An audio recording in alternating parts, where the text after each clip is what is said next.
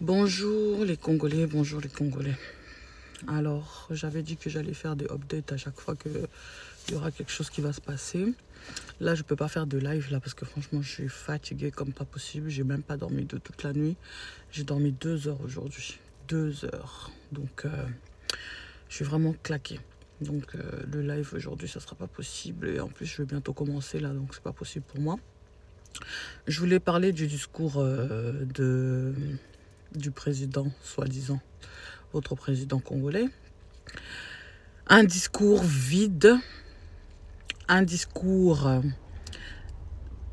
pas de charisme, sans charisme, un discours qui ne donne pas clairement de directif à la population, un discours qui ne dit pas que nous sommes en guerre, un discours qui ne donne pas vraiment exactement la situation dans laquelle le peuple se trouve. Un discours où le président ne vous dit même pas qu'est-ce que lui-même il va faire. Dans son discours, pendant qu'il parlait, il avait l'air complètement perdu, mais alors complètement perdu. Ça se voit qu'il est seul et que tout le monde l'a abandonné. Ne croyez pas que, comme les Européens sont en train de parler de la guerre au Congo, que ça veut dire qu'ils sont pour vous. Ne croyez pas que parce qu'il y a des personnes qui sont en train de parler de ce qui se passe au Congo, qu'ils sont là avec vous pour se battre avec vous. Peuple congolais, votre sous-sol est une bénédiction terrestre. Votre sous-sol est le paradis sur terre. Aucun peuple dans ce monde ne laissera le Congo tranquille. Aucun peuple dans ce monde ne veut que le Congolais puisse être maître de son sous-sol. Maintenant, aujourd'hui, là, arrêtez les complaisances, arrêtez de toujours attendre que vos politiques disent que, ils vous disent qu'ils vont faire des négociations, ils vont faire ceci. Les négociations n'amènent nulle part.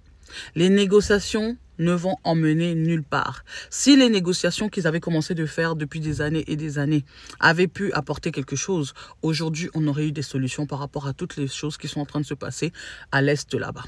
Beaucoup de villes ont été prises. Beaucoup de villes sont tombées. Goma est presque en train de tomber. Et depuis des années, ces personnes sont là au pouvoir. Ils n'ont pas formé la population au service militaire. Ils n'ont pas cherché à vous faire, comment dire, ils n'ont pas cherché à donner des munitions aux militaires pour qu'ils puissent se battre.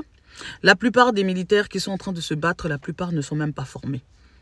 Ils sont en train d'être pris comme ça partout dans les villes et tout. On les ramène là-bas alors qu'ils ne connaissent même pas la carte géographique du pays. Plein de personnes qui sont parties se battre là-bas ne connaissent pas bien la carte géographique du pays. On les a mis là-bas, à Goma. Ils ne savent pas comment, par où entrer, par où commencer. Ils ne savent pas quoi faire en fait. Les militaires sont abandonnés par eux-mêmes. J'ai fait des lives ici, pour vous expliquer. Les gens se battent à main nue. Maintenant que votre Nanga aussi là-bas est arrivé, un autre traître encore qui vient d'arriver encore là-bas, lui aussi de mèche avec Gagame. Du coup, les militaires qui font partie de FARDC et tout ça, ils sont encerclés par et les personnes de Nanga et les personnes de Gagame. Vous voulez qu'ils puissent se défendre comment s'ils n'ont pas de matériel?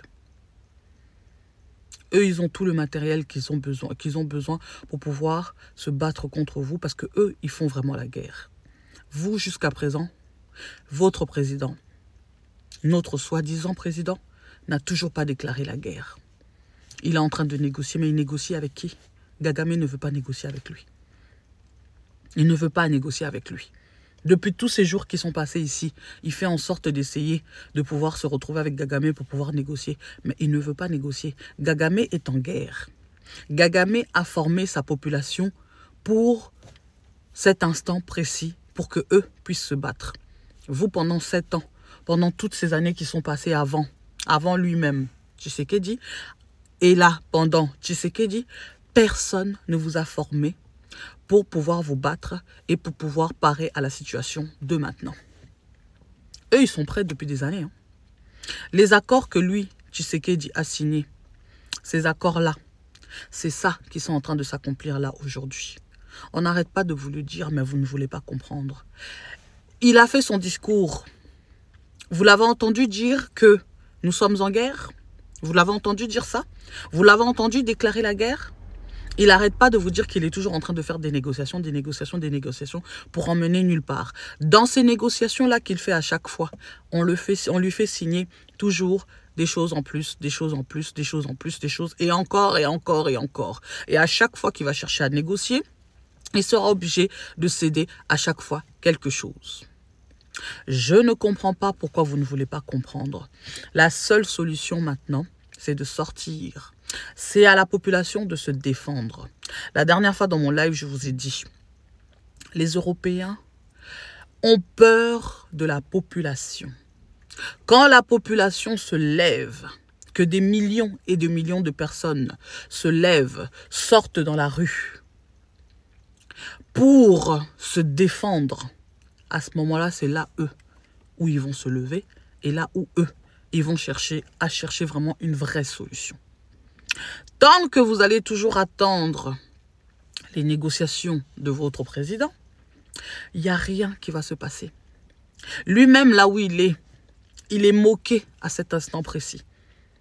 Tout le monde se moque de lui à cet instant précis. Parce qu'il montre qu'il est faible.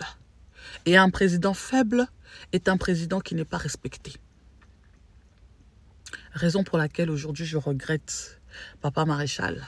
Je regrette les parachutistes de l'époque. Je regrette tous les militaires de l'époque. Parce que si eux, vraiment, étaient là aujourd'hui, peut-être qu'on ne serait pas dans cette situation. Je demande pardon à tous nos ancêtres. Je demande pardon à Lumumba qui s'est battu pour ce pays. Je demande pardon à toutes les personnes qui avaient participé à la négociation pour l'indépendance du Congo, en ne sachant pas eux-mêmes, ou peut-être qu'ils avaient compris, qu'on ne laisserait jamais ce pays tranquille. Je demande pardon à tous ces gens-là. Je demande pardon à Papa Maréchal, parce qu'il nous avait prévenus. Il nous avait dit qu'après lui, ça serait le déluge. Et personne ne l'a écouté. Il nous avait dit que le pays était en danger. Personne ne l'avait écouté. Laurent Désiré Kabila, tu avais fait l'erreur.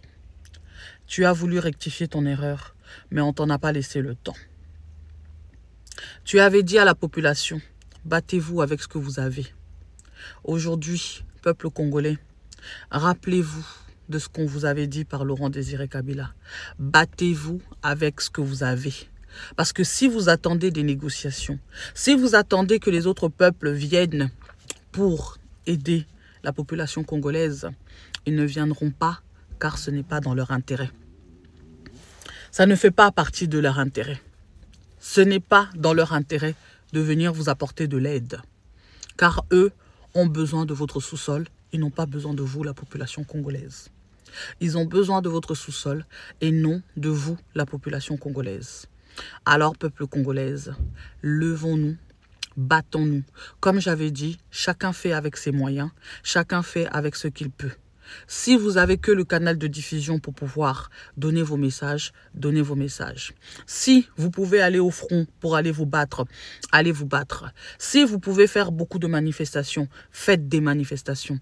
Que chacun se batte avec ce qu'il a. La guerre est médiatique.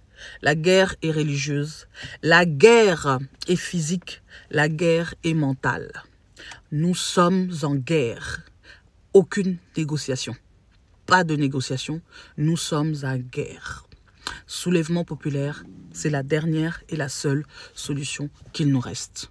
Levez-vous, peuple congolais, personne ne viendra le faire à votre place.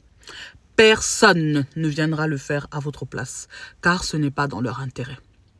Ok, je vous laisse. Bonne journée. Prenez le temps de bien vous informer.